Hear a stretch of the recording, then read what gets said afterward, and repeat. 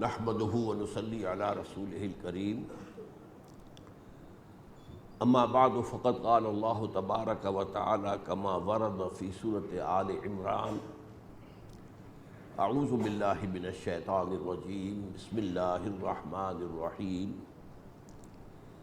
اذ قال اللہ تعالی یا عیسی ابن مریم وَإِذْ قَالَ اللَّهُ يَا عِيسَىٰ إِنِّي مُتَوَفِّيكَ وَرَافِعُكَ إِلَيَّ وَمُطَهِّرُكَ مِنَ الَّذِينَ كَفَرُوا وَجَاعِلُ الَّذِينَ اتَّبَعُوكَ فَوْقَ الَّذِينَ كَفَرُوا إِلَىٰ يَوْمِ الْقِيَامَةِ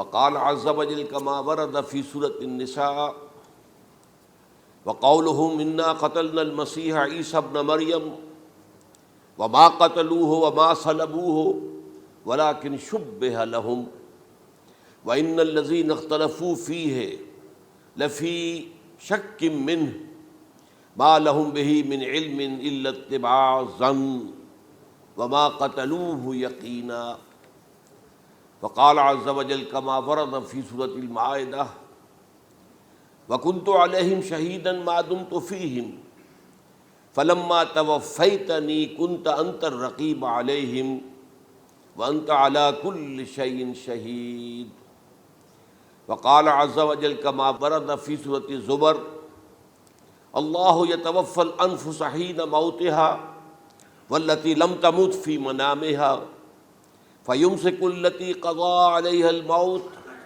ويرسل الأخرى إلى أجل مسمى صدق الله العظيم رب اشرح لي صدري ويسر لي امري واحلل عقدة من لساني يفقهوا قولي اللهم ربنا الهمنا رشدنا واعذنا من شرور انفسنا اللهم ارنا الحق حقا وارزقنا اتباعه وارنا الباطل باطلا وارزقنا اجتنابه آمین یا رب العالمین۔ آپ کے علم میں ہے کہ آج میں وفات مسیح کے موضوع پر گفتگو کروں گا۔ اس کے پس منظر کے ضمن میں چند باتیں آپ کو بتانا چاہتا ہوں۔ نمبر ایک تو یہ کہ جتنے بھی فتنے اٹھے ہیں امت میں اور جو اب بھی اٹھ رہے ہیں وہ سلسلہ ختم ہونے والا تو نہیں ہے۔ ثلاثون دجالون کذابون تو چلتا رہے گا قیامت تک۔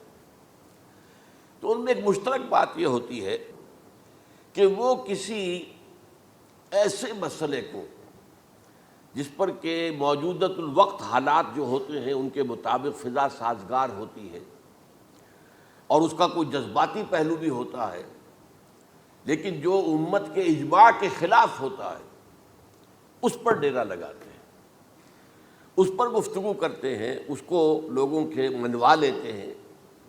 اس کا نتیجہ کیا ہوتا ہے کہ چونکہ وہ چیز مجمع علیہ ہوتی ہے، امت کا اجماع ہے 1400 برس سے، اب اگر اس شے کو انہوں نے غلط ثابت کر دیا اپنے زوم میں اور عام لوگوں سے کہ جو صاحب علم نہیں ہے، کہ جو نہیں سمجھ سکتے بات کو، اس سے منوا لیا، اس کا مطلب ہے کہ اب اس شخص کے معتقد ہو گئے اور اسلاف سے منحرف ہو گئے کہ یہ تو بے وقوف سے سب لوگ، یہ سارے ہمارے علماء، یہ سارے محدثین، یہ سارے مفسرین، یہ سب بے وقوف تھے، یہ بات بھی نہیں کر سکے۔ یہ ہے وہ شخص، یہ مجدد وقت ہے جس نے یہ بات کہی۔ اس کی ایک مثال یہ ہے وفات مسیح کا معاملہ۔ اس کی ایک مثال میں آپ کو دیتا ہوں، ایک دوسرا فطرہ، وہ بھی غلام احمد کے نام سے شروع ہوا، غلام احمد پرویز۔ وہ یتیم پوتے کی وراثت کا یہ مسئلہ لے کر کھڑا ہو گیا۔ جیسے یہ غلام احمد قادیانی وفات مسیح کا کیسے ہو سکتا ہے کہ ہمارے نبی جو ہے وہ تو فوت ہو کر زیر زمین دفن ہو گئے اور یہ عیسیٰ جو ہے یہ آسمان پر اٹھا لیے، کیسے ممکن ہے؟ اب ظاہر بات ہے عام آدمی جو ہے مسلمان جس کی حضور سے محبت ہے، حضور کی دل میں تعظیم ہے، عظمت ہے، عقیدت ہے، وہ اس جال میں پھنس جائے گا۔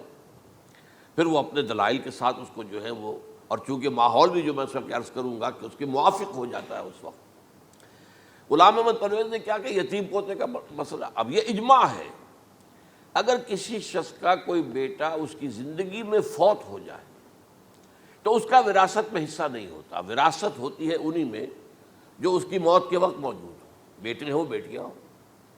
اب اگر جو فوت شدہ بیٹا ہے اس کے کوئی یتیم بچے ہیں تو اب اس میں بڑی ایک جو ہے دلیل، اور دیکھیے جی یتیم بچے بیچارے وہ محروم ہو گئے، یتیم بچوں کا تو زیادہ حق ہونا چاہیے۔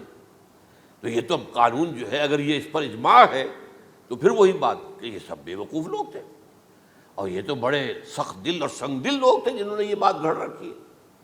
یہ میں نے آپ کو 2 مثالیں دے دی۔ اب ظاہر بات ہے کہ جو اسلام کا قانون میراث ہے، قانون وراثت ہے، اس کی کچھ بنیادیں ہیں، اس کے کچھ اصول ہیں، ان اصولوں پر وہ کھڑا ہے اور اس کے مطابق جو ایک فیصلہ ہے وہ ہے۔ تو بہرحال یہ میں نے آپ کو مثال دی ہے کہ کسی ایسے مسئلے کو لے کر اس پر ڈیرا لگا لینا، مورچہ بنا لینا، اس سے اپنی عقیدت پیدا کر لینا، اسلاف سے برگشتہ کر دینا کہ یہ کوئی لوگ سمجھدار نہیں تھے، یہ بے وقوف لوگ تھے، جاہل لوگ تھے۔ اچھا، اب اسی پس منظر میں سمجھیے کہ 19ویں صدی کے اواخر میں کیا صورتحال ہندوستان میں ہو گئی تھی۔ انگریز آ گیا تھا اور 1857 کے بعد اس کی براہ راست حکومت قائم ہو گئی تھی۔ اس سے پہلے 1757 سے 1857 تک جو بھی حکومت تھی، ایک تو پورے ہندوستان پر نہیں تھی، لیکن یہ کہ جو بھی تھی وہ ایسٹ انڈیا کمپنی کی تھی، تاج برطانیہ کی نہیں تھی۔ 1857 کے بعد حکومت قائم ہو گئی۔ اب ظاہر بات ہے کہ جب انگریزوں نے فتح کیا ہمیں تو ہم پر رعب طاری ہوا کہ نہیں۔ پھر جو زندہ قومیں ہوتی ہیں ان میں کچھ اچھے اوصاف ہوتے ہیں، ان کے اندر فرض شناسی ہے، ان میں دیانت داری ہے۔ انگریز ڈپٹی کمشنر تھا، 9 بجے کا وقت ہے تو ٹھیک 9 بجے دفتر میں موجود ہوگا۔ ہمارے لوگ جو آ رہے ہیں لیٹ آرام سے، لیکن یہ ہے کہ ان کی یہ چیزیں جو ہوتی تھی، پھر بات اگر کی ہے تو اس کو پورا کیا ہے، تو اس حوالے سے ان کا رعب ہوتا ہے۔ اسی طور پر اس زمانے میں ایک صورت یہ پیدا ہو گئی کہ نیوٹن کی فزکس آ گئی، اور معلوم ہوا کہ یہ تو گویا کہ آسمان کی وحی سے بھی زیادہ معتبر ہے۔ سائنس سے جو بات ثابت ہو جائے بس وہ حق ہے، اور جو ثابت نہ ہو سکے وہ ایسے ہی ہیں، وہ تو گویا کہ اوہام ہیں، ان کی کوئی حیثیت نہیں۔ اب اس زمن میں کیا ہوا، اس وقت جو ہے سر سید احمد خان ایک شخصیت ابھری۔ انہوں نے جب دیکھا کہ اسلام کی بہت سی چیزیں جو ہیں وہ سائنٹیفک جو انداز فکر ہے اس میں فٹ نہیں بیٹھتی۔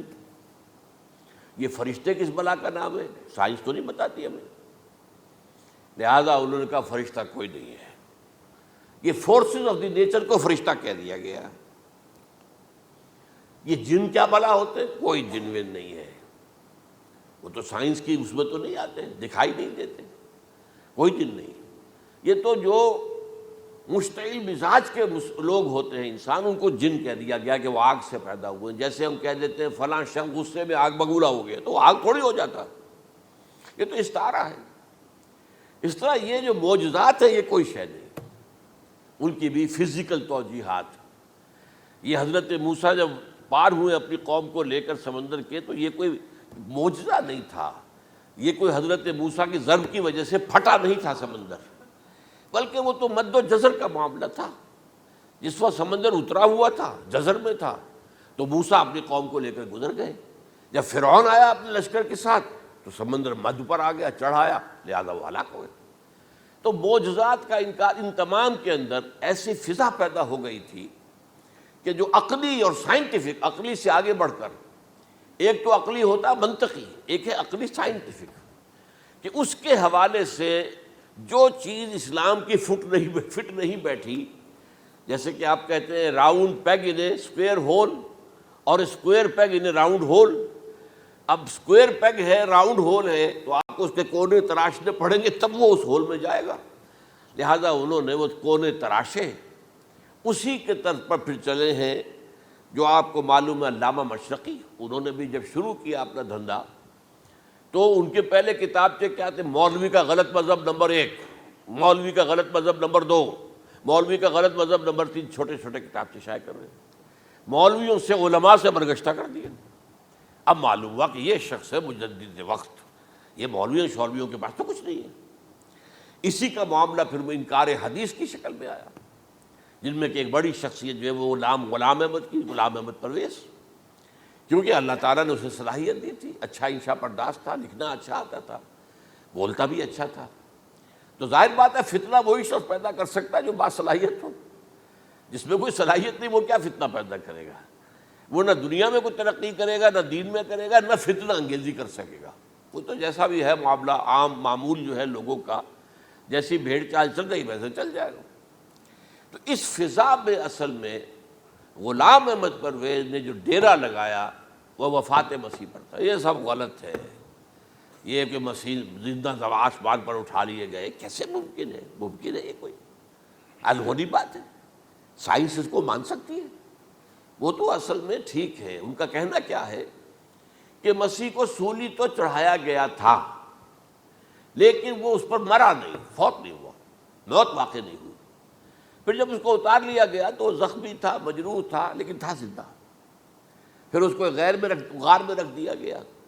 پھر اس کے جو معتقدین تھے انہوں نے اس کی مرہم پٹی کی، اس کا علاج کیا، پھر وہ ٹھیک ٹھاک ہو کر پھر وہ وہاں سے چلا گیا، وہاں چھوڑ گیا اپنے اس شہر کو، یروشلم کو، اور اس ملک کو، فلسطین کو، اور پھر وہ آ گیا کشمیر میں، اور کشمیر میں وہ فوت ہوا۔ اس کی قبر موجود ہے، کسی قبر کی کوئی پرانی بوسیدہ قبر کا نام لے لیا، فلاں قبر جو ہے وہ عیسیٰ ابن مریم کی ہے۔ یہ ہے سارا معاملہ۔ اب ظاہر بات ہے کہ چونکہ ایک انسان کا زندہ آسمان پر اٹھایا جانا، وہ جو سائنسی ذہن ہے وہ اس کو نہیں مانے گا، چاہے قرآن مجید کے اندر تو خرق عادت اور بھی بہت سے ہیں۔ آخر اصحاب کہف 300 برس تک سوتے نہیں رہے، یہ کوئی سائنس کے حساب کتاب سے صحیح ہے؟ یا یہ ہے کہ حضرت عزیر علیہ السلام 100 برس تک مردہ رہے پھر زندہ کر دیے گئے، ان کا گدھا بھی زندہ کر دیا گیا جیسا کہ سورہ بقرہ میں آیا، لیکن ان کا کھانا جو ہے وہ صحیح رہا، اس کو مسا نہیں، اس میں کوئی بدبو نہیں آئی۔ تو واقعات ہوتے ہیں ایسے، اللہ تعالیٰ جو چاہے کرے، خرق عادت ٹھیک ہے۔ فطری قانون جو بھی ہے، جو لاز آف دی نیچر اللہ نے بنائے ہیں اور اس کے مطابق ہی دنیا چل رہی ہے، لیکن اللہ تعالیٰ کے ہاتھ ٹوٹ نہیں گئے، بند نہیں ہو گئے، اختیار ختم نہیں ہو گیا۔ میں کیا کروں؟ میں تو قانون بنا بیٹھا، اب تو میں کچھ نہیں کر سکتا۔ میں تو قانون بنا چکا ہوں کہ آگ جلاتی ہے، اب اگر ابراہیم کو آگ میں ڈال دیا تو میں تو نہیں بچا سکتا، اس لیے کہ قانون ہے، وہ میرا بنایا ہوا قانون۔ لیکن ہم یہ سمجھتے ہیں، ہمارا ایمان ہے اللہ تعالیٰ جو ہے وہ قادر مطلق ہے، وہ جب چاہے اپنے ہی بنائے ہوئے کسی قانون کو توڑے۔ اسی کو کہتے ہیں خرق عادت۔ خرق کے معنی ہوتا ہے پھاڑ دینا، توڑ دینا۔ جیسے کہ وہ سورہ کہف میں لفظ آتا ہے کہ وہ حضرت موسیٰ کو جن کے پاس بھیجا گیا تھا، بزرگ کے پاس، انہوں نے اس کشتی کا جس میں وہ سوار تھے اس کا ایک تختہ پھاڑ دیا، توڑ دیا، خرقہ۔ تو خرق عادت، عادت سے مراد کہ عام عادی قانون، laws, physical laws, chemical laws, جو بھی دنیا میں چل رہا ہے، بایولوجیکل لاز، ان کو جب چاہے اللہ توڑے اور اپنی خصوصی مشیت کا اس کے اندر اظہار کر دے۔ اب اس سلسلے میں جو میں نے آیات آپ کو سنائی ہیں، اور اسی طرح کی کچھ اور آیات بھی ہیں، ان میں قادیانی نے اور قادیانیوں نے اصل ڈیرا لگایا ہے لفظ وفات پر۔ اصل میں یہ لفظ کیا ہے جو لوگ عربی زبان سے واقف نہیں، ان کو بڑی آسانی، وفات وفات وفات، یہ تو آ گیا، توفیتو، توفیتا، متوفی کا، اے موسیٰ میں تمہیں وفات دے دوں گا، اے اللہ جب تو نے مجھے وفات دے دی، تو وفات تو قرآن میں ہے۔ پھر اس کے ہوتے ہوئے یہ مفسرین کو کیا ہو گیا؟ ان کا دماغ خراب ہو گیا تھا۔ یہ تمام محدثین جو ہیں اتنی عقل بھی نہیں تھی ان میں۔ تو یہ وہ بات جو میں پہلے بیان کر چکا ہوں۔ اب میں آپ کو بتاتا ہوں اصل میں عربی زبان کا قاعدہ۔ عربی زبان کے اندر ایک سے حرفی روٹ ہوتا ہے، اس سے الفاظ بنتے چلے جاتے۔ مختلف کھانوں میں پانی ہے، پانی کو آپ نے گلاس میں ڈال دیا، کوئی اور شیپ ہو گئی، کپ میں ڈالا کوئی اور شیپ ہو گئی، اور تشت میں ڈالا کوئی اور شیپ ہو گئی، شیپ تو بدل جائے گی، ہے تو وہی کا وہی پانی۔ تو اسی طریقے سے مثلاً میں مثال دے رہا ہوں آپ کو، علم یعلم، علم، کسی شے کو جان لیا، عالم یعلم، اعلاماً، کسی کو کچھ بتا دیا، علم خود جان لیا، اور عالم یعلم اعلاماً، کسی کو کچھ بتا دینا، علم یعلم تعلیماً، کسی کو کوئی بات بڑی اچھی طرح ذہن نشین کرانا، بار بار دہرانا، سمجھا دینا، یہ تعلیم ہو گئی۔ تعلم یتعلم تعلماً، خود علم حاصل کرنا۔ اب علم یعلم سے عالم بنا، اور علم یعلم سے معلم بنا، اور تعلم یتعلم سے خود علم حاصل کرنا، اس سے متعلم بنا، متعلم جو کہ علم حاصل کر رہا ہے۔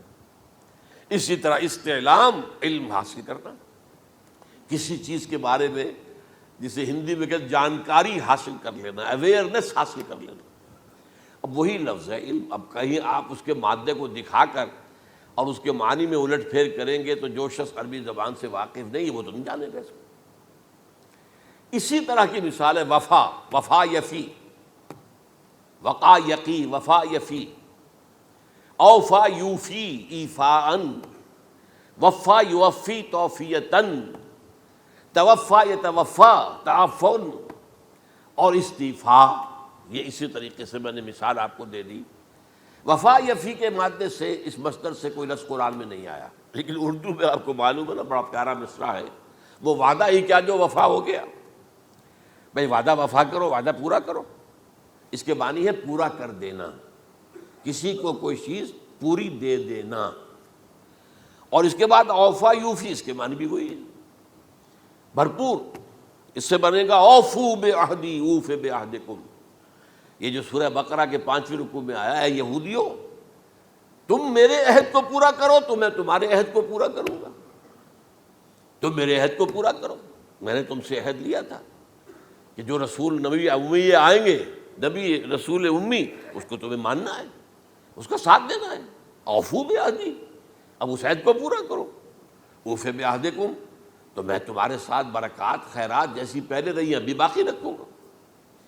وفا یوفی، پورے اہتمام سے پورا کر دینا، کسی کو دے دینا چیز پورے اہتمام کے ساتھ، جیسے علم یعلم، پورے اہتمام کے ساتھ درجہ بدرجہ ایک بات ذہن نشین کرنا۔ یوفی، اس کا جیسے وَإِبْرَاهِيمَ الَّذِي وَفَّى، ذرا اس ابراہیم کا تذکرہ کرو جس نے سارے تقاضے جو اللہ کے تھے پورے کر دیے، بھرپور۔ جو امتحان آیا اس میں وہ ثابت قدم نکلے۔ توفا یا توفا، یہ آیا کسی شے کو پورا پورا لے لینا۔ اب ایک ہے پورا پورا دے دینا، ایک ہے پورا پورا لے لینا، ایک ہے کسی کو علم دینا، علم یعلم تعلیما، کسی کو پورا دینا، وفا یوفی توفیتاً، کسی سے علم حاصل کرنا، تعلم یتعلم تعلما، کسی سے پورا پورا لے لینا ہے، توفا یتوفی، اور اسی طرح استیفاء، کسی سے پورا لے لینا۔ یہ لفظ آیا ہے ویل للمطففین الذین اذا اکتالوا علی الناس یستوفون واذا کالوہم ووزنوہم یخسرون۔ ہلاکت و بربادی ہے ان ڈنڈی مارنے والوں کے لیے جو جب تول کر لیتے ہیں تو پورا لیتے ہیں، اور جب دیتے ہیں تو اس میں کمی کر دیتے ہیں، ڈنڈی مار جاتے ہیں۔ الا یظن اولئک انہم مبعوثون، کیا انہیں یاد نہیں رہا ہے کہ یہ دوبارہ اٹھائے جائیں گے، اللہ کے سامنے کھڑے ہوں گے، حساب ہوگا پورا پورا، پیسے پیسے کا۔ تو یہ میں نے آپ کو اس گردان سے بتا دیا کہ ایک ہی لفظ جو ہے وہ کتنے معنی دے رہا ہے۔ مادہ ایک ہے، وفا یوفی پورا کر دینا، اوفا یوفی پورا کر دینا، لیکن توفا یتوفی پورا لے لینا، استیفاء پورا لینا، اذا اکتالوا علی الناس یستوفون واذا کالوہم ووزنوہم یخسرون۔ اب دیکھیے اس میں قرآن مجید جو ہے اس کے ضمن میں سب سے جو فیصلہ کن آیت ہے وہ سورہ زمر کی ہے، اور یہ جو میں نے پچھلی مرتبہ بھی آپ سے کہا تھا، لا یاتیہ الباطل من بین یدیہ ولا من خلفہ، قرآن پر باطل حملہ آور ہو ہی نہیں سکتا، نہ سامنے سے نہ پیچھے سے۔ اب دیکھیے یہ ساری آیتیں جن میں حضرت مسیح کا ذکر ہے اور وفات کا لفظ جو ہے مختلف صورتوں میں استعمال ہوا ہے، اس میں سورہ زمر جو کہ مکی صورت ہے اس میں ہے وہ کانٹے دار آیت جس سے مسئلہ حل ہوتا ہے۔ وہ کیا ہے؟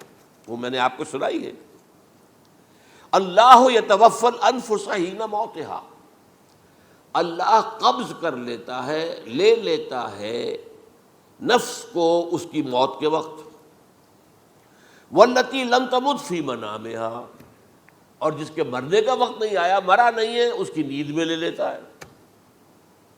فیمسک التی قطع علیہ الموت، تو جس پر موت کا فیصلہ ہو چکا ہے اس کو تو روکے رکھا ہے، موت کے وقت لیا اور روکے رکھا۔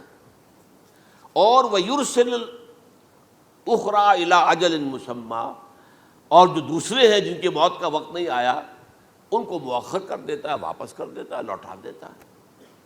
اب سوال یہ، نیند میں کیا چیز اللہ لیتا ہے؟ کیا جان لیتا ہے؟ جائز بات ہے نہیں، شعور نہیں چلا گیا۔ ایک ہے انسان کا شعور، وہی تو سب سے اعلیٰ شے ہے، سب سے اونچی چیز تو وہی ہے۔ یہ شعور ختم ہو گیا تو انسان کہاں رہا؟ اس کے نیچے جو کچھ ہے وہ تحت شعور ہے، سب کانشیس مائنڈ۔ تو خواب واب جو ہوتے ہیں وہ سب کانشیس مائنڈ کے ہوتے ہیں، وہ کانشیس مائنڈ کے تو نہیں ہوتے۔ جو کانشیسنس ہے، شعور جو ہے، اور خاص طور پر خود شعوری، وہ نیند میں اللہ سلب کر لیتا ہے۔ تو محض شعور کے لیے بھی وفات کا لفظ آ گیا۔ ابھی تو جان یہی ہے، جو سویا ہوا ہے وہ مرا تو نہیں ہے، زندہ ہے۔ البتہ جب جس کو ہم موت کہتے ہیں وقت آیا تو شعور بھی لے لیا، جان بھی لے لی، دو چیزیں لے لی۔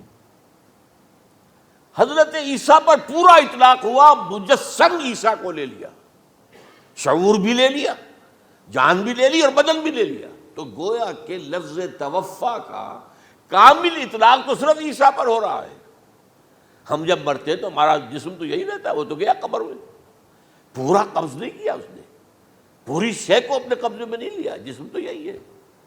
لیکن یہ کہ موت کے اندر ظاہر بات ہے کہ جان گئی، اور جان ہی اصل چیز ہے۔ جب جان نکل گئی تو یہ کیا ہے؟ یہ تو یوں سمجھیے کہ اب ایسی چیزیں جلدی سے قبر میں دبا دو ورنہ یہ سڑے گی، گل جائے گی۔ اور قبر میں بھی کیا ہوگا؟ کیڑے ویڑے کھائیں گے، ختم کریں گے، الا ماشاءاللہ جس کو اللہ چاہے۔ انبیاء کرام اور شہداء کی جسموں کو اللہ تعالیٰ نے محفوظ رکھا ہوا ہے، واللہ عالم۔ تو اس اعتبار سے تو اب توفا، اللہ یتوفی الانفس حین موتہا۔ اب نفس کا لفظ دیکھیے، یہ قرآن مجید میں نہ معلوم کتنے معنی میں آیا۔ ایک تو پورا وجود کسی کا یہ نفس ہے، میرا نفس، نفسی نفسی نفسی، کیا ہوگا جب قیامت کے دن ہم بول رہے ہوں گے؟ اور جو اللہ کے لیے بھی لفظ آ گیا نفس، نفس کے معنی ہم جب بولتے ہیں عام طور پہ تو وہ تو برے سچ میں بولتے ہیں، بھائی یہ نفسانی تقاضے ہیں، ان کو ذرا دبا کے رکھو۔ لیکن یہ نفس، یحذرکم اللہ نفسہ، اللہ تمہیں ڈراتا ہے اپنے آپ سے، یعنی اللہ اپنی ذات سے ڈراتا ہے کہ وہ جہاں رؤوف اور رحیم ہے وہاں پر وہ عذاب دینے والا بھی ہے، انتقام بھی لیتا ہے، شدید العقاب بھی ہے۔ تو یہ بھی ہو گیا نفس۔ پھر نفس جو ہے ہم اس کو بھی کہہ دیتے ہیں، جو کہ نفس کی ایک کیفیت ہے خاص، نفس لوامہ، نفس امارہ، نفس مطمئنہ، یا ایتھا النفس المطمئنہ ارجعی الی ربک راضیۃ مرضیہ۔ تو یہاں پر کیا ہے؟ نفس سے مراد پہلا جو ٹکڑا ہے، اللہ یتوفی الانفس حین موتہا، شعور جو ہے اس پر لفظ نفس کا اطلاق ہوا۔ اور جب موت ہوتی ہے تو شعور کے ساتھ جان بھی اس کے اندر شامل، وہ نفس کا اطلاق ہو گیا اس پر بھی۔ اور اصل میں لفظ توفا جو ہے اس کا حقیقی مفہوم اگر پورا ہوا ہے اس معنی میں کہ پورا کا پورا لے لینا، تو وہ تو صرف حضرت مسیح علیہ السلام کے بارے میں ہے۔ شعور جمع جان جمع جسم، وہ سب کے سب اللہ تعالیٰ نے لے لی۔ تو یہ اصل میں اس آیت کے اوپر جو ان لوگوں نے زور لگایا ہے، اس میں اس اعتبار سے کہ یہ لفظ وفات جو ہے اس کے اوپر جو ہے عام طور پر وفات کے معنی ہے موت ہے، حالانکہ قرآن مجید میں موت کا لفظ بھی تو آیا ہے نا، ان موتہا واللتی لم تمت، یہ سارے الفاظ موت کا لفظ بھی تو آتا ہے نا۔ لیکن یہ کہ وفات کا لفظ بھی ہے، کوئی شک نہیں ہے، حضور کی وفات ہو گئی، فلاں کی وفات ہو گئی، یہ بھی ہے، لیکن یہ اس کا ایک استعمال ہے۔ وفا یفی، اوفا یوفی، وفا یوفی، توفا و یتوفی، استیفا یستعفی، یہ سارے الفاظ اسی سے وفا کے لفظ سے بن رہے ہیں۔ اب یہ کہ اس کے ضمن میں عقلی بات آپ کے سامنے رکھنا چاہتا ہوں۔ یہ تو میں نے آپ کے سامنے اس لفظ کے حوالے سے، کیونکہ سارا ڈیرا اس لفظ پر ہے ان کا۔ دیکھیے پہلی بات عقلی طور پر یہ ہے جو قرآن سے ثابت ہے، رسول کبھی قتل نہیں ہو سکتا اور رسول کبھی مغلوب نہیں ہو سکتا۔ اس میں فرق ہے نبی اور رسول کا، نبی قتل ہو سکتا ہے، رسول قتل نہیں ہو سکتا۔ اب یہ علیحدہ بحث ہے، نبی کون ہوتا ہے، رسول کون ہوتا ہے۔ اس میں جو اجماع ہے تمام امت کا وہ کیا ہے کہ رسول خاص ہے، نبی عام ہے۔ نبی بہت آئے ہیں، 1.25 آئے ہیں بعض روایات کی روح سے، رسول بہت تھوڑے 313 آئے ہیں۔ قرآن مجید میں یوں سمجھیے کہ 20 کے قریب تو انبیاء کا ذکر ہے، اور 5-7 ہیں جو رسول ہیں۔ حضرت نوح رسول ہیں، آدم تو رسول نہیں تھے، نبی تو تھے۔ حضرت شیس رسول تو نہیں تھے، نبی تو تھے۔ حضرت ادریس رسول تو نہیں تھے، نبی تو تھے۔ نبی تو رسول جو ہے پہلے وہ تو حضرت نوح ہے۔ تو اس طریقے حضرت جو ہود ہیں، پھر حضرت صالح ہیں۔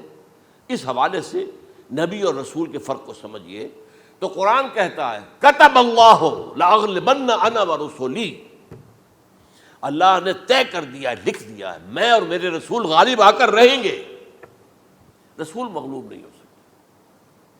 نمبر 2، وَلَقَدْ سَبَقَتْ كَلِمَتُنَا لِعِبَادِنَا الْمُرْسَلِينَ أَنَّهُمْ هُمُ الْمَنْصُورُونَ وَأَنَّ جُنْدَنَا لَهُمُ الْغَالِبُونَ۔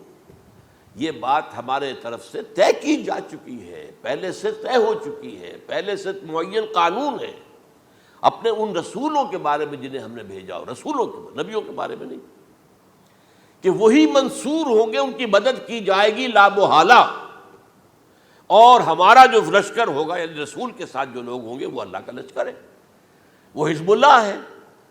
وَأَنَّ جُنْدَنَا لَهُمُ الْغَالِبُونَ، لازماً وہ غالب ہو کر رہیں گے۔ یہ 2 چیزیں جو ہے قرآن مجید کے اندر، یہ 2 آیات نص سے قطعی ہیں کہ رسول کبھی مغلوب نہیں ہو سکتا، رسول کبھی قتل نہیں ہو سکتا۔ اب عجیب بات دیکھیے سورہ آل عمران میں، کیونکہ حضرت عیسیٰ کے ساتھ حضرت یحییٰ بھی موجود ہیں۔ حضرت یحییٰ حضرت مریم کے خالہ زاد بھائی تھے، حضرت زکریا کے بیٹے تھے۔ سورہ آل عمران اور سورہ مریم دونوں میں آپ دیکھتے ہیں کہ پہلے یحییٰ کا ذکر ہوتا ہے، پھر عیسیٰ کا ذکر ہوتا ہے۔ یہ ہم عصر بھی تھے، لیکن یہ کہ سینئر تھے حضرت یحییٰ۔ لیکن حضرت یحییٰ کی مدح قرآن کرتے کرتے آخری بات کیا کہتا ہے؟ نبیم من الصالحین، لفظ رسول نہیں آیا ان کے لیے۔ اور وہیں سائملٹینیس کنٹراسٹ ہے سورہ آل عمران میں حضرت عیسیٰ کے لیے، وہ سارے ان کی مدح رسولاً الی بنی اسرائیل، وہ رسول تھے اور وہ نبی تھے۔ نبی قتل ہو گئے، ایک آبرو باختہ لڑکی کی فرمائش پر قتل کر دیا۔ ایک ڈانسر، اس پر بادشاہ اس وقت جو تھا، وہ بادشاہ کیا تھا؟ وہ ایسے بادشاہ ہوتے تھے اس زمانے میں جیسے ہمارے ہاں بھاولپور کے جو ہے نواب ہے، بادشاہ تو انگریز تھا، حکومت تو اس کی تھی، لیکن ایک اٹانومی سی دے رکھی تھی۔ راجے جو ہیں، راجہ صاحب ہیں، مہاراجہ ہیں، یہ راجے مہاراجے اور نواب جو ہوتے تھے یہ ایک اٹانومی تھی۔ باقی یہ کہ اصل میں تو بادشاہ جو ہے تو انگریز کی تھی۔ تو اسی طرح کی ایک اٹانومی جو ہے حکومت وہاں اس وقت تھی اصل میں رومیوں کی، اس کا گورنر وہاں موجود تھا پائلیٹس پونٹس، لیکن یہ کہ انہوں نے یہودیوں کو ایک مذہبی اٹانومی دے رکھی تھی۔ چنانچہ ہیڈرن ان کا ادارہ تھا، دارالقضاء، جہاں چوٹی کے ان کے فقہاء اور لیڈر جو تھے، ربائی، وہ بیٹھتے تھے اور فیصلے کرتے تھے۔ کسی مذہبی معاملے میں جو فیصلہ وہ کر دیتے تھے یہ ان میں معاہدہ تھا، وہ فیصلہ جو ہے وہ پھر ایگزیکیوٹ کیا جائے گا، وہ فیصلہ آخری ہوگا ان کا۔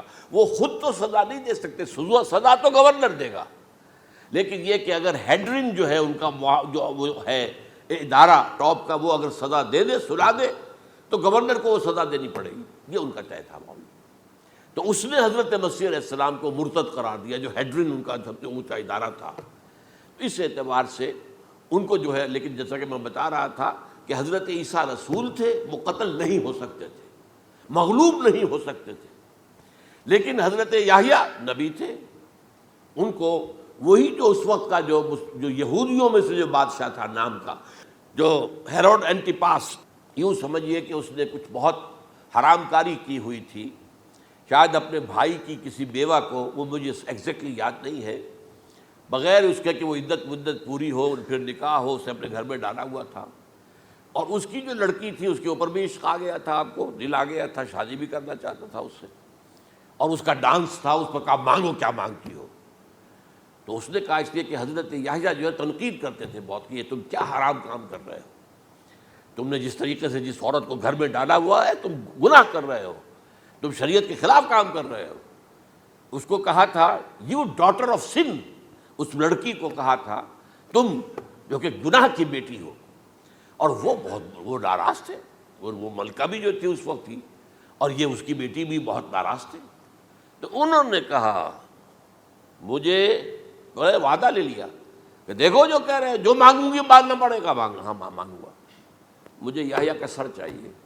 ایک دفعہ تو وہ کانپ گیا, اسے اندیشہ تھا کہ اگر یحییٰ کو میں نے قتل کر دیا تو یہودیوں کے اندر ہو سکتا بغاوت ہو جائے. لیکن پھر اس نے پھر تانا دیا, تم کیسے بادشاہ ہو, اپنا وعدہ پورا نہیں کرتے. پھر انہوں نے کہا ٹھیک ہے, حکم دیا. اور وہ جیل میں تھے پہلے سے ہی, وہاں گیا اور جو ہے ان کا سر قلم کیا, لا کے پیش کر دیا. تو نبی جو ہے جن کی بڑی مدح ہوئی ہے سورہ مریم کے اندر, جب آپ پڑھیں گے تو ان کی شان جو ہے, لیکن نبی تھے, صرف رسول نہیں تھے. اور حضرت عیسیٰ رسول تھے, رسول قتل نہیں ہو سکتا, نبی قتل ہو سکتا. تو یہ قاعدہ جو ہے وہ بھی قرآن نے اس سائملٹینیس کنٹراسٹ کے حوالے سے سورہ آل عمران میں حضرت یحییٰ اور حضرت عیسیٰ کا تقابل کر کے بتا دیا. تو ایک تو بات یہ ہے کہ اس اعتبار سے میں جو آپ کو آیت سنا چکا ہوں, یہ جو جرائم جو ہے سورہ نساء کے اندر یہودیوں کے اللہ تعالیٰ نے بیان کیے ہیں, ان میں سے یہ بھی ہے وَقَوْلُهُمْ إِنَّا قَتَلْنَا الْمَسِيحَ عِيسَىٰ ابْنَ مَرْيَمَ. اور ان کا یہ کہنا کتنا بڑا جرم ہے جو یہ کہہ رہے ہیں, ہم نے عیسیٰ ابن مریم کو قتل کر دیا. لیکن یہاں ایک عجیب کیفیت ہے, رسول اللہ کے رسول کو. عام طور پر اس کی کنسٹرکشن کو لوگ سمجھے نہیں ہیں, وہ سمجھتے ہیں انہوں نے خود ہی کہا رسول اللہ. انہوں تو رسول اللہ کہتے تو قتل کیسے کرتے؟ یہ اللہ نے کہا. اچھا, ان کا کہنا یہ ہے کہ اللہ کے رسول کو قتل کر دیا. وَقَوْلُهُمْ إِنَّا قَتَلْنَا الْمَسِيحَ عِيسَىٰ ابْنَ مَرْيَمَ رسول اللہ. ان کا یہ کہنا کہ ہم نے عیسیٰ ابن مریم کو, مسیح کو قتل کر دیا, وہ اللہ کے رسول کو. وَمَا قَتَلُوهُ وَمَا صَلَبُوهُ, انہوں نے نہ اسے قتل کیا نہ سولی پہ چڑھایا, وَلَٰكِن شُبِّهَ لَهُمْ, بس مشابہت پیدا کر دی گئی ان کے لیے, شبہ میں ڈال دیا گیا ان کو.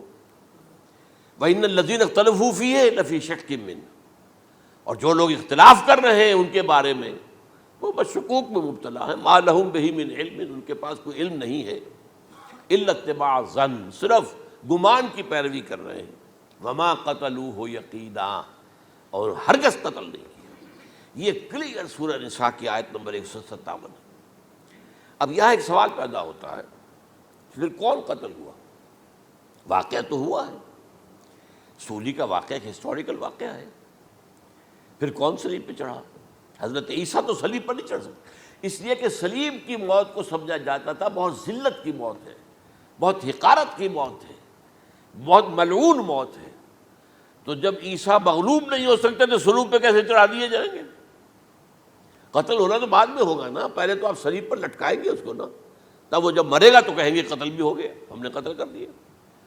صلیب کیا ہوتی تھی یہ معلوم ہے آپ کو؟ ایک لمبی لکڑی, ایک جو ہے ٹرانسفرس آ جائے گی اس کے اوپر, اور اس میں سے یہ ہے کہ اس کے دونوں, ایک شخص کے جو ہے دونوں ہاتھ وہ نیل کر دیے جاتے تھے. یہ جو اوپر جو ہے کراس کا جو نشان ہے وہ کیلیں ٹھوک کر لگا دیے گئے, اور پاؤں دونوں جو ہے وہ پیروں کے اندر کیلیں ٹھوک کر وہ اس لمبی لکڑی کے ساتھ جو نیچے سے آ رہی ہے اس میں لگا دیے.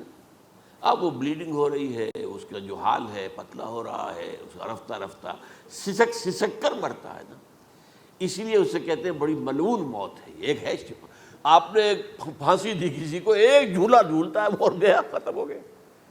آج کل تو کیا ہوتا ہے, کرسی پہ بٹھایا, ذرا کرنٹ چھوڑا اور گئے صاحب, کو ٹیکا لگایا پتہ ہی نہیں چلا, اور پیٹ ٹیکے کے ساتھ آدمی مر گیا. تو یہ بھی ہوتا ہے, لیکن یہ کہ بدترین موت جو ہے صلیب کی موت ہے. تو یہ واقعہ تو ہوا ہے صلیب کا, لیکن یہ کہ کون مرا؟ اب دیکھیے عیسائیوں کا کہنا کیا ہے. عیسیٰ صلیب پر چڑھے, وہاں فوت ہو گئے, مر گئے, پھر انہیں نکالا گیا, ایک قبر میں رکھ دیا گیا. لیکن قبر وہ جو تھی اس طرح نہیں تھی زمین میں کھدی ہوئی, بلکہ ایک پہاڑ کے اندر ایک چھوٹا سا کھو تھا, غار سی وہاں رکھ دیا گیا. لیکن وہاں سے وہ زندہ ہو گئے. اگلے دن جب لوگ آئے تو دیکھا وہ قبر تو خالی ہے, عیسیٰ کہاں گئے؟ وہ زندہ ہو کر آسمان پر اٹھا دیے گئے, اور آسمان پر جانے سے پہلے وہ اپنے حواریین سے ملے بھی تھے, کہا میں زندہ ہوں. یہ ہے ان کا عقیدہ. اور اس کے بعد یہ بھی عقیدہ ہے کہ دوبارہ آئیں گے، قیامت کے قریب آئیں گے، یہ بھی عقیدہ ہے۔ ہمارا عقیدہ کیا ہے؟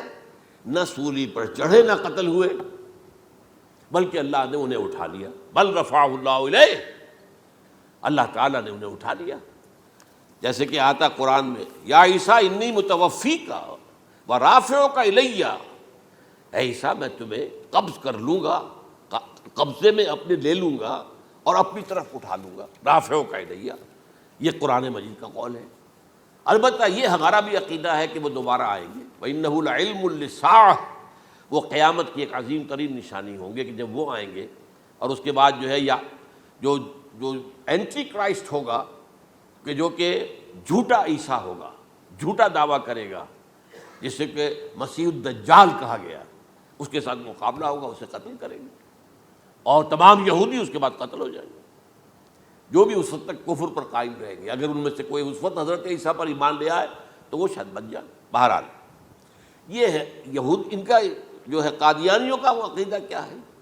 سولی پر تو چڑھا، گویا کہ ذلت والی بات تو ہو گئی، مغلوب تو ہو گیا، قرآن کی نفی اس پہلے کیوں، وما صلبوہ وما قتلوہ، تو گویا کہ سولی پر چڑھ گیا تو وہ بدترین جو ہے تکلیف، مصیبت، مشقت، وہ ساری تو آ گئی، مغلوبیت تو آ گئی، لیکن یہ کہ اس کے بعد کہتے ہیں مرا نہیں، وہ ابھی وہ سسک ہی رہا تھا کہ اتار دیا گیا۔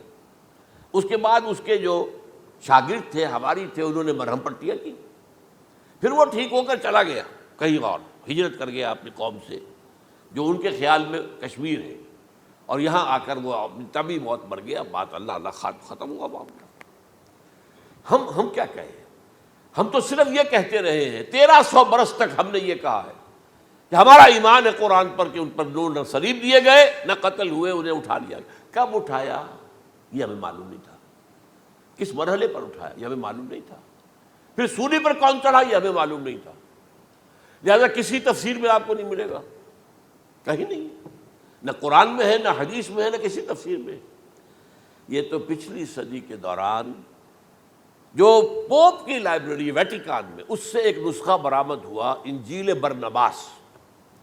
اب یہ بھی آپ کو معلوم ہونا چاہیے کہ انجیلیں 104 تھیں، جن میں سے 4 جو ہے سلیکٹ کی گئی ہیں، 100 انجیلیں اور ہیں جنہیں وہ اپوکریفل کہتے ہیں، غیر مستند انجیلیں، اپوکریفل، اور یہ ہے کینونیکل، قانونی، یہ ہے کہ جو مستند ہیں 4، لیکن جو 100 اور ہیں ان میں سے ایک یہ بھی ہے برنباس، اور برنباس کے بارے میں عیسائی مانتے ہیں کہ وہ بھی حضرت عیسیٰ علیہ السلام کے حواریین میں سے ایک تھے۔ وہ انجیل نکل آئی، اب وہ چھپ بھی گئی ہے۔ کراچی میں ایک ادارہ ہے، خاص طور پر باوانی جو سیٹھ ہیں ان کا بنایا ہوا ادارہ ہے، تو وہی چھاپتے بھی ہیں۔ ایک زمانے میں تو کافی تقسیم بھی کر رہے تھے، اب مجھے معلوم نہیں۔ اس نے سارا قصہ بیان کیا۔ قصہ کیا ہے؟ بہت دلچسپ قصہ ہے، پوری تفصیل سے۔ ایک شخص جو کہ حضرت مسیح کے حواریین میں شامل ہو گیا، وہ تھا جیوڈاس اسکیریوٹ۔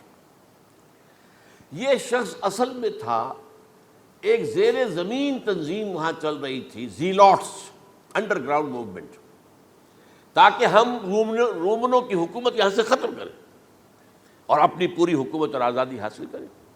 ان میں سے یہ بھی تھا، ان کا سرغنہ تھا برابس، برابا ڈاکو سے کہا جاتا ہے، برابس۔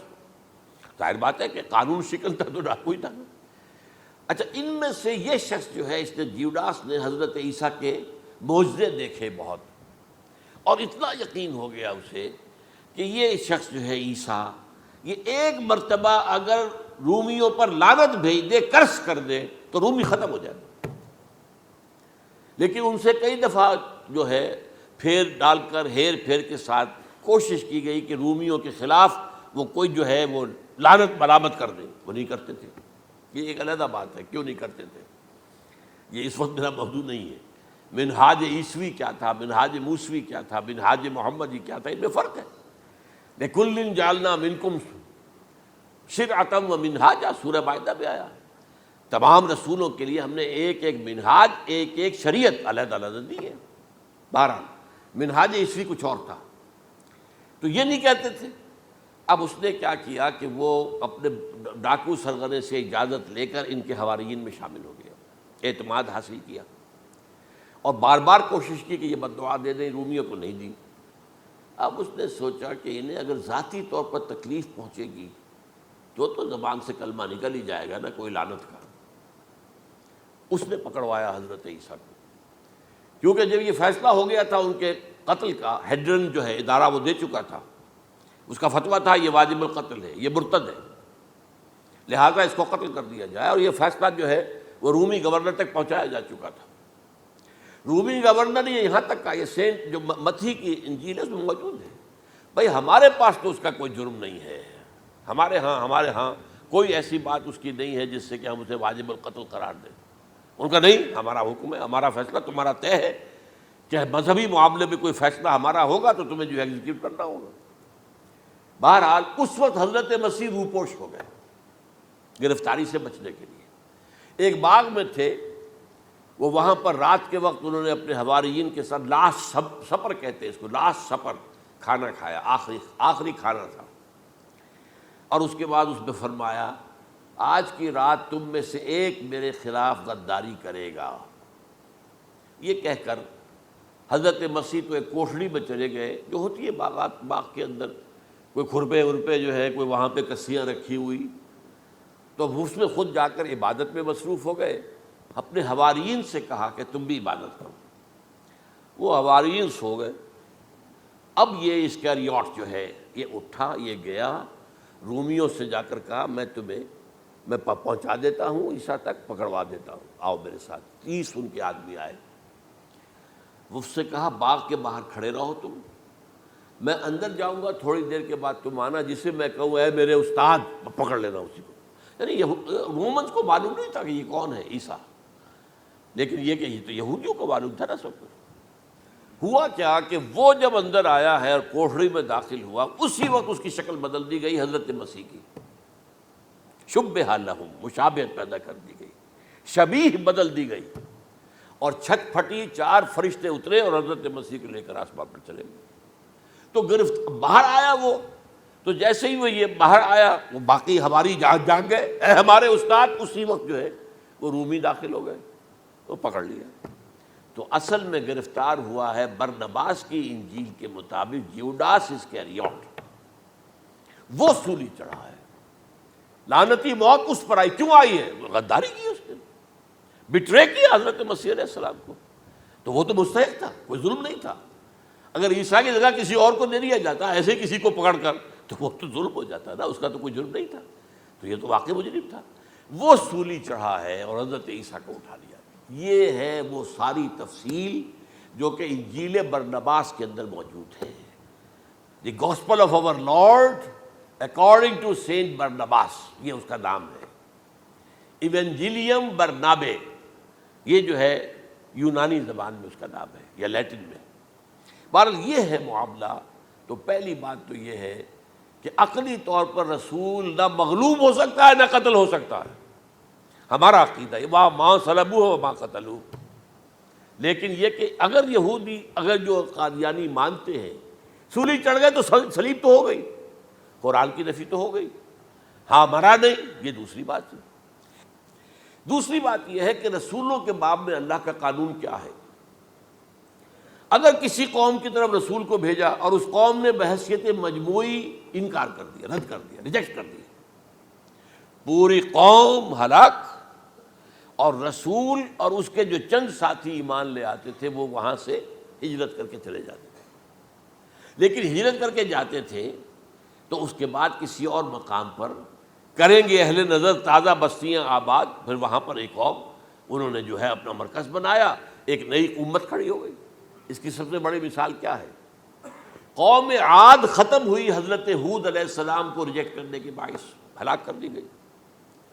حضرت ہود علیہ السلام اپنے ساتھیوں کو لے کر، یہ قوم عاد تھی عرب کا جزیرہ نما عرب کے جنوبی علاقے کے اندر، جو اب صحرا ہے، بہت بدترین صحرا ہے، الربع الخالی جسے کہتے ہیں، خالی ہے. وہاں کوئی زندگی کے آثار ہے ہی نہیں، نہ کوئی پتیاں ہیں، نہ کوئی گھاس ہے، نہ کوئی انسان ہے، نہ کوئی حیوان، کچھ نہیں. الربع الخالی، بدترین صحرا ہے. وہ صحرا ایسا ہے کہ اس کے اندر کوئی چیز ٹکتی نہیں ہے، جو چیز اوپر ہوگی وہ دھستی چلی جائے گی، اندر چلی جائے گی. ورنہ عام صحرا کے اندر ریت کے اوپر اونٹ بھی چلتا ہے، انسان بھی چلتے ہیں، لیکن اس میں نہیں. تو یہاں پر قوم عاد جو ہے آباد تھی، اور اب جو ہے وہ سیٹلائٹ سے دیکھ لیا گیا ہے کہ قوم عاد کا جو بڑا بادشاہ تھا شداد، اس نے جو جنت بنائی تھی وہ موجود ہے، زیر زمین اسی صحرا کے نیچے دفن شدہ موجود ہے، جس کو کہا گیا ہے الم تر کیف فعل ربک بعاد ارم ذات العماد التی لم یخلق مثلها فی البلاد، ایسے ایسے ستونوں والا جیسے پہلے دنیا میں بنے ہی نہیں تھے۔ وہ قوم عاد تھی، بڑی زبردست قوم تھی، قوم جبارین، لیکن یہ کہ اس کے بعد ہلاک ہو گئی۔ اب حضرت ہود اپنے مسلمان ساتھیوں کو لے کر نکل گئے، جزیرہ نماء عرب کے مغربی کونے میں جا کر، شمال مغربی کونے میں آباد ہو گئے۔ وہاں ایک نئی قوم پیدا ہوئی، سمود۔ اب یہ اسلامی بستی بن گئی، لیکن اس کے اندر بھی پھر بعد میں زوال آیا، پھر وہاں نبی بھی آئے، لیکن اس کے بعد یہ کہ آخری رسول بھیجے گئے حضرت صالح، اور وہ بھی ہلاک ہوئے کیونکہ حضرت صالح کو انہوں نے رد کر دیا۔ تو یہ میں نے مثال دی ہے آپ کو کہ رسول جو ہے وہ وہاں سے اگر ہجرت کرتا ہے تو ہجرت کر کے وہ یہ نہیں جان بچا کے جا کے گمنامی میں کہیں مر گیا، وہ تو جا کر اپنے ساتھیوں کو لے کر جائے گا، اور جا کر جو ہے وہاں پر جو ہے ایک نئی جگہ پر آباد ہوگا، ایک نئی تہذیب ابھرے گی۔ تو یہ تو نہیں ہوا، یہ گمنام ہو کر آ کر کشمیر میں مر گیا تو اس کی کیا حیثیت ہوئی؟ حضرت عیسیٰ علیہ السلام یا تو اگر ہجرت کرتے، یا جب انہیں معلوم ہو گیا تھا کہ میرے قتل کا فتویٰ ہو گیا ہے، تو آپ وہاں سے ہجرت کر سکتے تھے، لیکن اپنے ساتھیوں کو تو لے کر جاتے نا، اپنے حواریین کو لے کر جاتے، اور کہتے ہیں 12 حواریین کے علاوہ اور بھی کوئی 70 کے قریب لوگ تھے جو ان پر ایمان لائے تھے، ان کو لے کر جاتے، کسی جگہ جا کر آپ آباد ہوتے، وہاں ایک نئی جو ہے بستی بنتی، وہاں مسلمانوں کی ایک آبادی ہوتی۔ تو ان میں سے تو کوئی شے بھی نہیں ہوئی، بات ہی ختم ہو گئی۔ لہذا عقلی طور پر بھی یہ بات ثابت نہیں ہو سکتی، خلاف عقل ہے، قرآن کے اصولوں کے خلاف ہے کہ وہ سولی چڑھے ہوں لیکن مرے نہ ہوں، پھر اتر گئے تو مرہم پٹی کر دی۔ اچھا، کیا رومنوں کو اور یہودیوں کو پتہ نہیں چلا کہ مریم پٹی ہو رہی ہے اس کی اور عیسیٰ مرا نہیں ہے؟ اگر ان کے پتہ چل جاتا تو کیا وہ چھوڑ دیتے؟ اب مرہم پٹی کے بغیر تو 12 جو شخص سولی پر لٹکا رہا ہے وہ تو تقریباً مردہ ہی ہوتا ہے نا۔ وہ کہ چلیے ہو سکتا ہے کہ کوئی ایسا امکان ہو کہ اس کی نبض ابھی چل رہی ہو اور وہ اتار لیا جائے اور مرہم پٹی کر لی جائے تو بچ جائے، لیکن یہ کہ پھر اس کے بعد وہ اگر وہاں سے ہجرت کرتے تو وہاں سے وہ اپنے حواریین کو لے کر جاتے اور کسی نئی جگہ پر جا کر آباد ہوتے۔ ان دونوں اعتبارات سے یہ بات ناقابل قبول ہے، ناقابل یقین ہے۔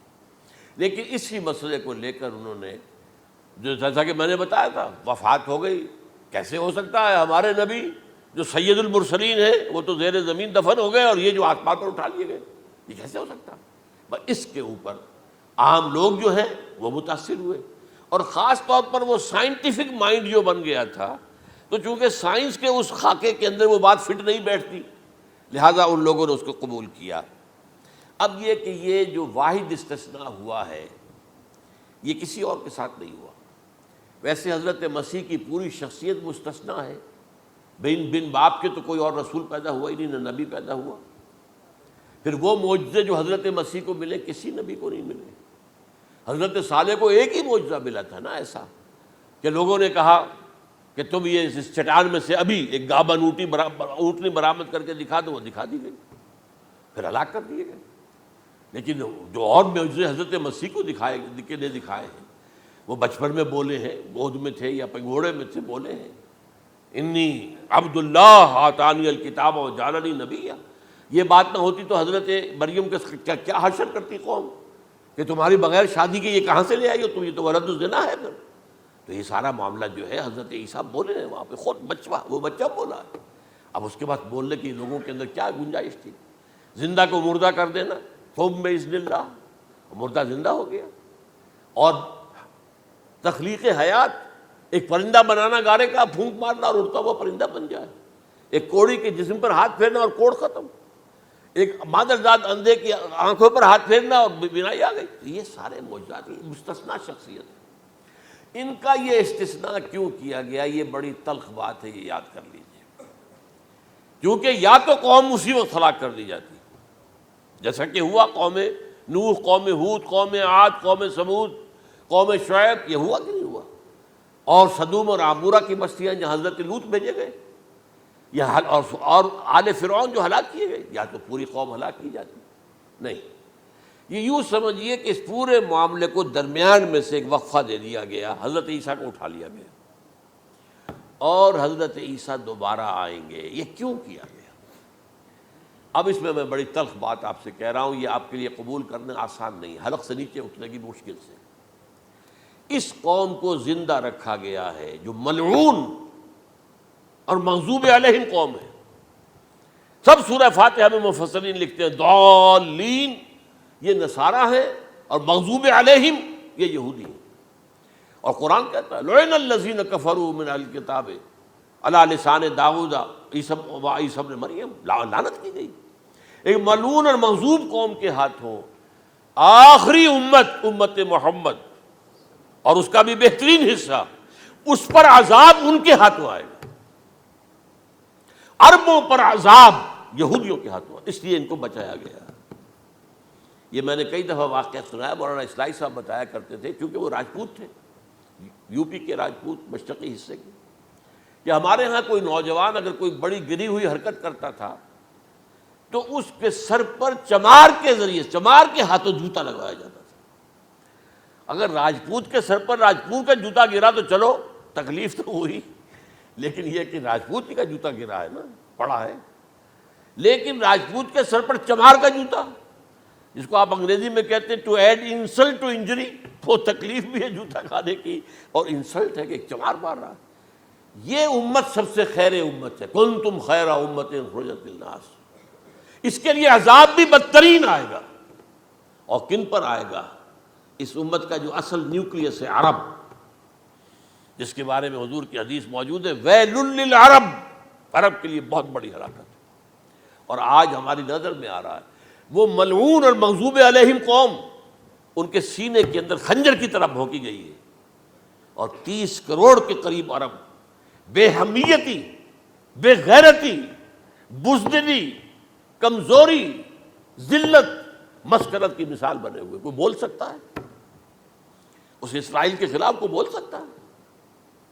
30-35 لاکھ آدمی ہے اسرائیل کے اندر یہودی، اس سے زیادہ تو امریکہ میں 50 لاکھ کے قریب، کل 1.25 کروڑ آدمی ہے یہ یہودی پوری دنیا کے اندر. لیکن دیکھیے جو چاہتا کرتا ہے. جب چاہا اس نے عراق کے ایٹمک انسٹالیشن کو تباہ کر دیا، اور سعودی عرب کی فضا میں اس کو فیول کیا ہے انہوں نے، دوبارہ ریفیولنگ جو ہوئی ہے ان کے جہازوں کی، وہ سعودی عرب کی فضا میں ہوئی. یہ صورت جو ہے عربوں کے اوپر. اور اب جو آنا ہے آرمگیدان، کیونکہ پوری عیسائی دنیا یہودیوں کے قبضے میں ہے، اور یہ رومی ایک حدیث کی روح سے 80 علم لے کر حملہ آور ہوں گے تم پر. اور یہ ہوگا مڈل ایسٹ میں. آپ کو معلوم ہے پوری دنیا میں کہا جا رہا ہے 3rd ورلڈ وار جو ہونے والی ہے وہ مڈل ایسٹ میں ہوگی.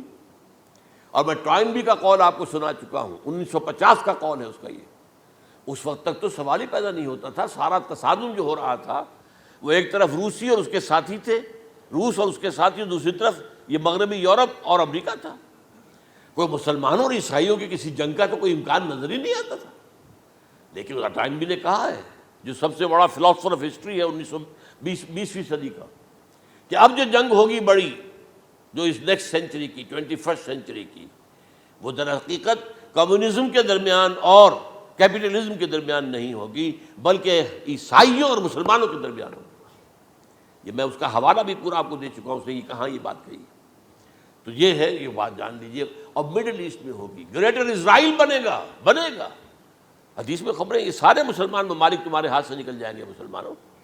یہ عراق اور اردن اور یہ اور وہ، یہاں تک کہ ترکی، سعودی عرب کا بھی شمالی حصہ نکل جائے گا. البتہ مدینے کا جو ان کا پروگرام ہے اس کو اللہ نہیں پورا ہونے دے گا. مدینے میں داخلے کی ان کو اجازت نہیں ملے گی. بہرحال یہ سارا کچھ ہونے والا ہے. وہ وقت بھی آنے والا ہے کہ حضور کی ایک حدیث کے مطابق ایک شخص کے 1000 بیٹے ہوں گے تو 999 ختم ہو جائیں گے، ایک بچے گا. یہ وقت بھی آنے والا ہے کہ حضور فرماتے ہیں اتنی بڑی جنگ ہوگی، اتنی خوریزی ہوگی کہ پوری زمین اٹ جائے گی لاشوں سے. تو پرندہ جو ہے، کوئی ایک تو پرندے ہوتے ہیں کہ جو مردار خور ہے، گدھ ہے، وہ تو بڑی خوشی سے اتریں گے، تناول فرمائیں گے لاشوں کو. اسی طریقے سے کوے ہیں، چیلے ہیں. لیکن جو نفاست پسند پرندے ہیں وہ لاش کے اوپر اترنا نہیں چاہتے. تو ایک پرندہ اڑتا چلا جائے گا، اسے کہیں زمین پر اترنے کی جگہ نہیں ملے گی، لاشیں ہی لاشیں ہوں گی. یہاں تک کہ وہ تھک ہار کر اس کے جو ہے پر جواب دے جائیں گے، گرے گا تو لاش پر گرے گا. یہ وقت آنے والا، اور یہ یہودیوں کے ہاتھوں، یا یہودیوں کے جو سپورٹرز ہیں اس وقت، جو ان کے ہاتھ میں آلہ کار ہیں، ان کے ہاتھوں آنا ہے۔ میرے نزدیک اس کام کے لیے اس ملعون قوم کو، کہ جو حضرت عیسیٰ کے زمانے سے ملعون ہو چکی ہے، اس کو باقی رکھا گیا ہے، اسے یہ موقع دیا گیا ہے۔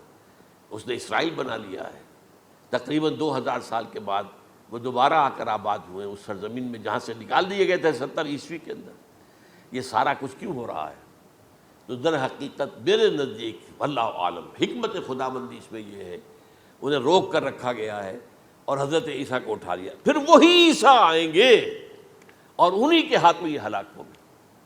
سوائے اس کے، چونکہ جو ایک میں نے آپ کو کئی دفعہ حوالہ دیا ہے، فلاڈلفیا ٹرمپٹ ایک رسالہ نکلتا ہے پروٹیسٹنٹ عیسائیوں کا، انہوں نے یہ لکھا ہے، اس نے لکھا ہے ایک پرچے کے اندر کہ جب حضرت مسیح آئے گی اینٹی کرائسٹ ہوگا، وہ لکھا اس نے کہ وہ یہودی ہوگا، حالانکہ وہ پرو یہودی ہے۔ وہ جتنے بھی یہ جو کرسچن زائنسٹ ہیں، یہ تو یہودیوں سے بڑھ کر زائنسٹ ہیں، ان کے بڑے سپورٹرز ہیں۔ تو لیکن اس نے لکھا ہے اینٹی کرائسٹ ول بی اے جیو۔ ابھی کچھ عرصے پہلے آپ کو یاد ہوگا نوسٹریڈیمس کا بڑا چرچا ہو گیا تھا، اس کی جو ہے وہ پیشن گوئیاں، اور یہ کہ ایک مسلمان ہوگا اینٹی کرائسٹ، اور صدام کے بارے میں اشارے کیے جا رہے تھے کہ وہ اینٹی کرائسٹ ہوگا وغیرہ وغیرہ۔